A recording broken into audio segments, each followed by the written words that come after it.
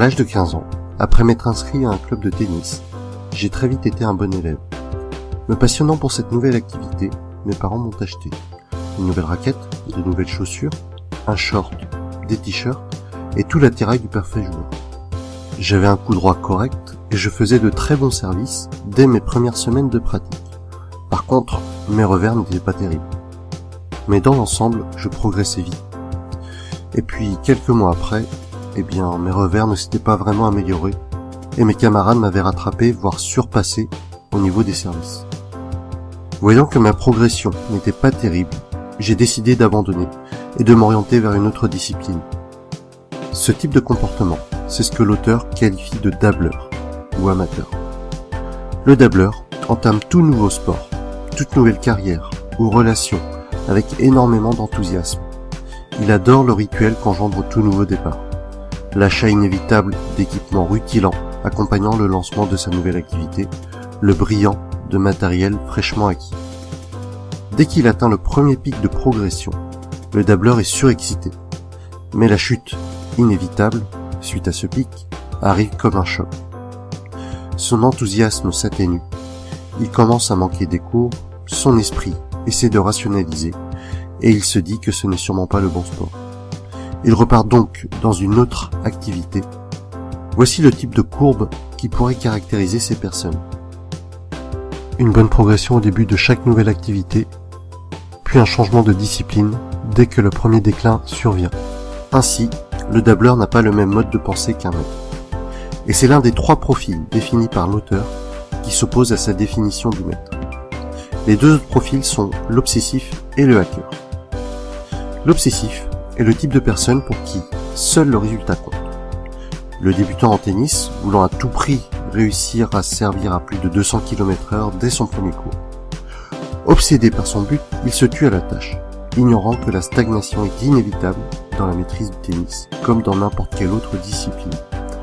Ainsi, il progresse vite, mais dès qu'un déclin se présente, il essaie de forcer le destin, n'arrive pas à relativiser, à se modérer, et il finit par échouer par épuisement ou blessure. Enfin, le 3e profil, qui est contraire au maître, est le hacker. Lui a une attitude différente.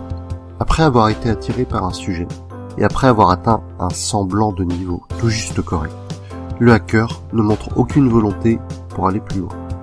Il se suffit de ce stade de développement. C'est ce professeur qui enseigne correctement, mais qui n'approfondit pas sa matière.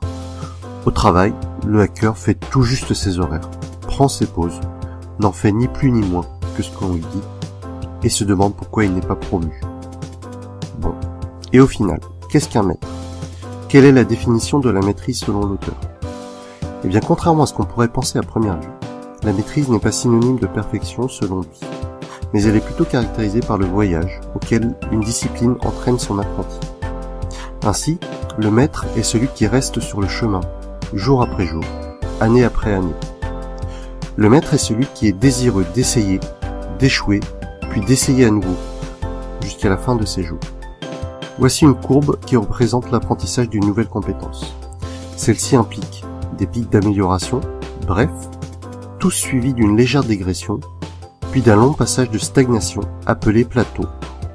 Et en général, ce schéma se répète inlassablement jusqu'à ce que l'apprenti reste sur le chemin, jusqu'à devenir maître par sa détermination dans sa pratique de la discipline. Un maître ne cherche pas de raccourci, sait que la perfection n'est pas accessible, mais reste dévoué dans la pratique de son chemin. La stagnation des plateaux ne le dérange pas. Il sait de toute façon que sur son parcours, il passera la majorité de son temps sur ces plateaux. Il apprend donc à faire avec et finit par apprécier leur existence. Pour en revenir aux 3 autres profils, que ce soit le dabbleur, l'obsessif ou le hacker, ils ont leur propre style de vie et ont choisi de ne pas prendre le chemin du maître. Aujourd'hui, je fais le choix d'être maître en développement personnel, en méditation et de suivre le chemin de la santé. Avoir une bonne hygiène de vie, faire du sport, bien manger. Et vous, comment vous voyez-vous? Dans quelle discipline choisissez-vous d'être maître? Voulez-vous être maître dans un domaine en particulier, un sport précis? Ou bien voulez-vous suivre le chemin du bonheur, du succès ou de la réussite sociale? Peut-être tout cela en même temps. Si c'est le cas, je vous propose, au travers de cette chaîne YouTube, de vous accompagner tout au long de votre parcours. Je souhaiterais finir cette vidéo par une citation de Confucius. Le bonheur n'est pas au sommet de la montagne, mais dans la façon de la gravir.